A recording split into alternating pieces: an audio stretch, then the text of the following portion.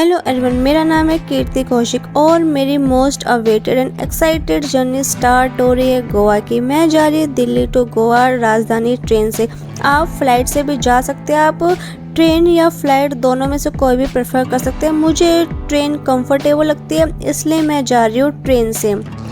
And चाय पीते पीते बाहर के नज़ारे देखते थे। मुझे तो ट्रेन में बहुत मज़ा आ रहा है। फिर हमने ली टैक्सी का थोड़ा किराया हमें ज़्यादा लगा क्योंकि इनका ऑन सीज़न ऑफ सीज़न में प्राइस ऊपर नीचे होता रहता है। एंड ये गोवा पूरा टूरिज़्म पे बेस्ड है इसलिए इनका थोड़ा प्राइस ऊपर नीचे लेना ठीक है। लो जी, अब हम जा रहे हैं जोरी ब्रिज वाले रास्ते पे। जोरी ब्रिज के बाद को तो जोरी रिवर पे बनाई इसलिए इसका नाम जोरी ब्रिज रखा गया। इसकी जो लेंथ है वो 640 मीटर्स है एंड ये इंडिया का सेकंड लॉन्गेस्ट ब्रिज में से एक है। ये नॉर्थ टू साउथ गोवा को कनेक्ट करने का काम करेगा।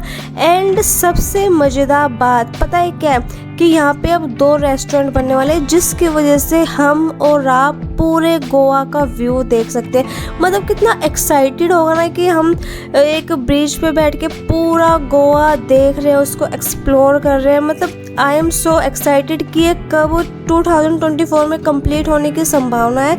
बस ये फटाफट कंप्लीट हो जाए तो हम और आप सब मिलके इसका व्यू देखेंगे। मतलब फिर उसके बाद हमें दिखा स्टेडियम के बाद को तो यहाँ पे नेशनल गेम्स हो रहे हैं। एंड हम जब ट्रेन में आ रहे थे हमें काफ़ी बच्चे ऐसे मिले जो इन स्पोर्ट्स में पार्ट्स लेते हैं। हमने उनसे बात भी की कि आप कौन सा स्पोर्ट्स खेलने वाले हो।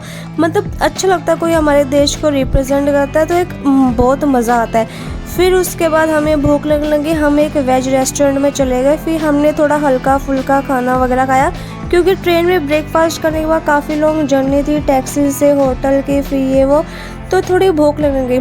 फिर हम गए कैलंगेट बीच के बाद को तो मतलब जब मैं चल रही थी तो इतना मज़ा आता कि बस बीच मतलब फटाफट से बीच आ जाए मतलब अलग लेवल की एक्साइटमेंट। क्योंकि मैं फ़र्स्ट टाइम गोवा गई थी तो मेरे लिए तो बहुत मज़ेदार था।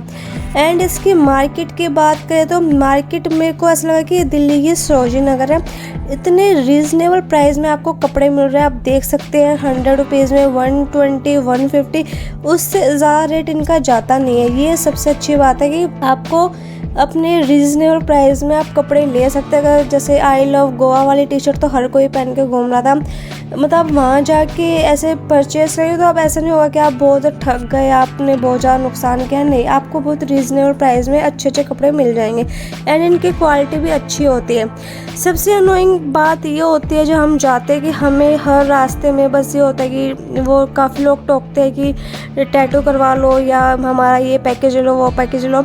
हम भी एक ही बातों में आके हम एक के शॉप में घुस गए कि हम फुल पैकेज ले लेते हैं क्योंकि ये बोल रहे थे।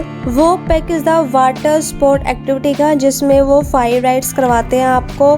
एंड वो पैकेज हमें पड़ा 2500 का। आप बहुत पीक सीजन में जाते हैं तो प्राइस वेरी कर सकते हैं। उस पैकेज में हमें बस ये डिसअपॉइंटमेंट हुई कि उन्होंने हमें ढंग से बताया नहीं कि हमें एग्जैक्टली जाना कहाँ है। उन्होंने बस बताया कि हमारा वहाँ पे कोई बैनर लगा होगा, वहाँ चले जाना। उसको हम ढूंढते हैं तो बहुत आगे चले गए थे। ये बहुत मेरे को बेकार लगा कि अगर आप किसी को पैकेज दे रहे तो एटलीस्ट फुल इन्फॉर्मेशन आपको देनी चाहिए। क्योंकि हम कोई भी इंसान फर्स्ट टाइम जाता है तो वो जो वहाँ के लोग होते हैं उसी के ऊपर पूरा डिपेंड होता है कि हाँ भी वो हमें कैसे ट्रीट कर रहे हैं, कैसे गाइड करते हैं। थोड़ा हम आगे निकल गए। फिर हमने थक हार के उसको कॉल किया कि भाई साहब आप हमें बताओ कि एग्जैक्टली हमारी राइड्स कहाँ होने वाली है। फिर वो बंदा खुद आया, उन्होंने हमें बताया कि मैडम यहाँ पे ये वो है ऐसे करके। बीच की बात करो तो बीच मुझे बहुत मज़ा आया। मतलब इतने नॉर्थ साउथ हर सबसे ज़्यादा क्राउड इसी बीच पे था। आप मतलब ये बहुत कॉमन बीच है, यहाँ पे इतना सा क्राउड होता है गोवा की। मतलब और बीच के मुकाबले मुझे यहाँ पे बहुत ज़्यादा क्राउड लगा। फर्स्ट राइड की हमने पैरासेलिंग, ये होती है पैराशूट के ऊपर। एंड मेरे को ये था कि मेरे को हाइट से डर लगता है इसलिए मैं बहुत ज़्यादा स्केर्ड थी इस राइड को करने के लिए। ये जब ऊपर जाता तो मेरे को ऐसा लगा था कि मेरा हाथ ना फिसल जाए, मैं गिर ना जाऊँ। क्योंकि मेरे को हाइट से, मैंने अभी बताया कि मेरे को हाइट से बहुत ज़्यादा प्रॉब्लम है, मेरे को डर लगता है।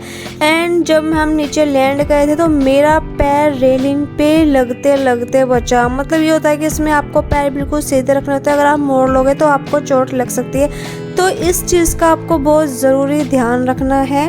इसलिए आपको इस चीज़ का बहुत अच्छे से ध्यान रखना है। फिर हमने की सेकंड राइड बनाना राइड। ये जितनी सिंपल लगती है उतनी सिंपल होती नहीं, क्योंकि ये कई बार ऐसे करते हैं कि वहाँ पे आपको ये पानी के अंदर गिरा सकते हो और डबल मज़ा करने के लिए, बट हमने मना कर दिया था कि भाई हमें नहीं गिरना पानी के अंदर, हमें सिंपल राइड ही चाहिए।